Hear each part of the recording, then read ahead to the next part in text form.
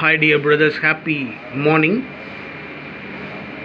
Dear Lottery 1 o'clock result குண்டான guessing numbers இன்னைக்கு 23ஆம் தேதி Friday. Dear Lottery 1 மணி result இருக்குல்ல அதுக்குண்டான guessing numbers. டோட்டலா 7 நம்பர் கொடுத்திருக்கேன். First number 782. இந்த நம்பர் அப்படியே திருப்பி 287ன்னு கொடுத்துருக்கேன். 782, 287, 582. ஒரு சின்ன சேஞ்ச் தான். பிசியில் 82 தான், ஏ போர்டில் மட்டும் 75. 582 அந்த நம்பர் அப்படியே திருப்பி 285. 820, 207, 272.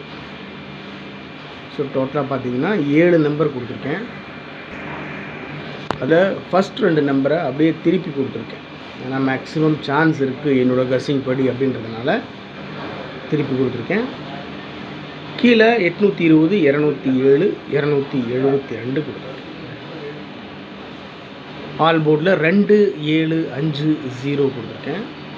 2 பவர் பண்ணோம்னா 7, 5 பவர் பண்ணோம்னா 0. ஆல் போர்டில் 2, 7, 5, 0.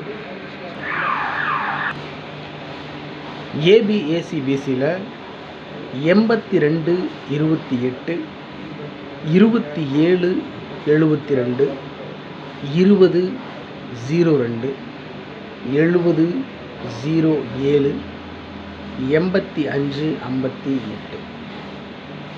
ஸோ ரொம்ப சிம்பிள் தான்.